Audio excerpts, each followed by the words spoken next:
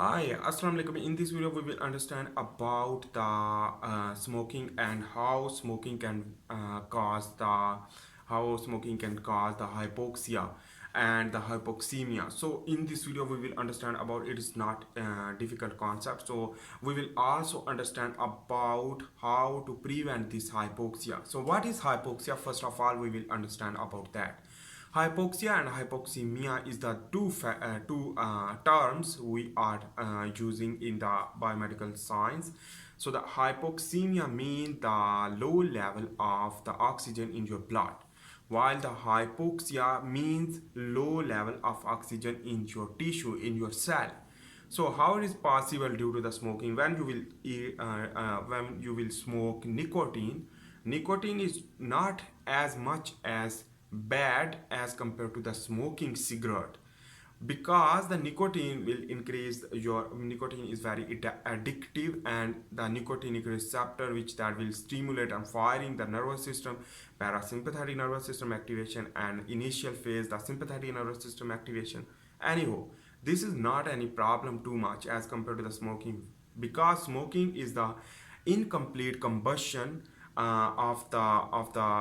basically is the tobacco leaf, and in this way the smoke will enter, and smoke contain carbon monoxide due to the incomplete combustion, and this carbon monoxide which that will enter into the blood circulatory system. So the hemoglobin is very important for the loose bond attachment with the affinity variability of the oxygen, and in this way the affinity will be increased in the lungs for the oxygen, and the affinity will be decreased when the hemoglobin, the blood RBC, will go into the tissue. Anyhow, so during the carbon monoxide, when you will smoke, so the carbon monoxide bond tightly with the hemoglobin, and in this way this tight bond will be unable to detach easily.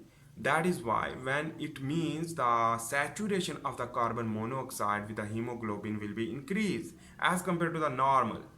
In this way, the oxygen availability for binding with the hemoglobin is difficult. In this way, when oxygen binding availability will be difficult, in this way, whenever the hemoglobin will go into the different type of tissue, it will be unable to absorb so the carbon monoxide is tightly bind, and that is why the some people who fire in the room and burning and the incomplete combustion will lead to cause death, because the carbon monoxide bond with the tightly bond, and that bond affinity is more as compared to the oxygen, and in this way the oxygen and carbon dioxide exchange during the breathing will be difficult. That will lead to cause after smoking nausea, vomiting, and other type of fevers, low degree inflammation, as well as hypoxemia and hypoxia. Hypoxia is the cell injury. Hypoxia will lead to cause cell injury. In this way, the cell will lead to necrotic apoptosis. So the necrotic cell injury, and that will lead to apoptosis will occur. And in this way, it will also cause the cancer due to the mutation of the DNA. So the smoking is too much bad as compared to the nicotine, but the collection with the nicotine and smoking and other type of reactive oxygen species with the smoking, which that will lead to cause many problem. So that is why the smoking will lead to cause hypoxia and hypoxemia. Thanks for watching. See you in the next video. For this time, bye. I hope you make sense about that, why smoking will lead to cause hypoxia and hypoxemia. So remember that hypoxemia and hypoxia will lead to cause arteriosclerosis, stroke, heart attack, and other type of disease like type 2 diabetes mellitus.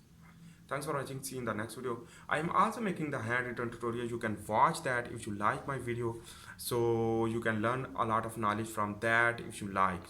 So see you in the next video. For this time, bye.